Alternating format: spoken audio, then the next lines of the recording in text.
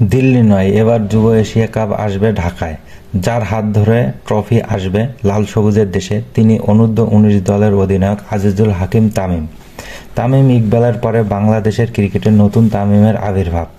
এই তামিম ব্যাটিংয়ের পাশাপাশি বোলিংয়েও মুন্সিয়ানা দেখাতে পারেন বলা যায়।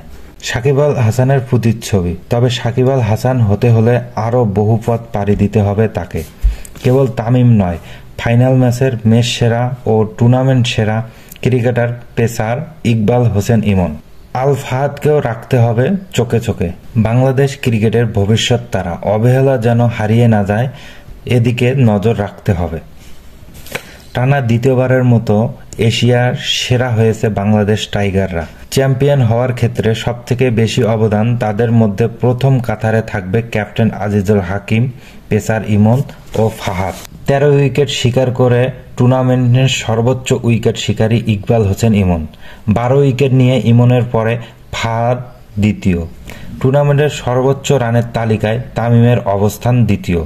1টি শতক ও 2টি অর্ধশতকে 5 ম্যাচে করেছেন 240 রান।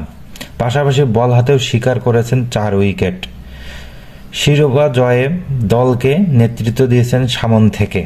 ফাইনালে শিরোপা জয়ের পথটা সহজ করেছেন পেসার ইমন।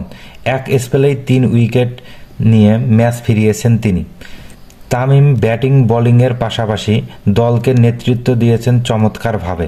পুরো দলকে এক করে রেখেছেন। শিরোপা জয়ের আত্মবিশ্বাসী ছিলেন। শক্তিশালী ভারতের বিপক্ষে 200 রানের নিচে তুলে কিভাবে জয়ের কথা ভাবতে পেরেছেন বাংলাদেশের অধিনায়ক আজিজুল হাকিম। শিরোপা জয়ের পর পুরস্কার মঞ্চে তিনি বলেন, তার বিশ্বাস ছিল বাংলাদেশ জিতবে। বোলারদের উপর আত্মবিশ্বাস ছিল আজিজুল হাকিমের। বোলাররা অধিনায়কের আস্থার প্রতিদান দিয়েছেন। ট্রফি নিয়ে বিজয় উল্লাস করতে করতে ফিরেছেন ঢাকায়। বাংলাদেশের যুবারা শিরোপা জয় করায় খালি হাতে দিল্লিতে ফিরতে হবে ভারতীয় যুবাদের।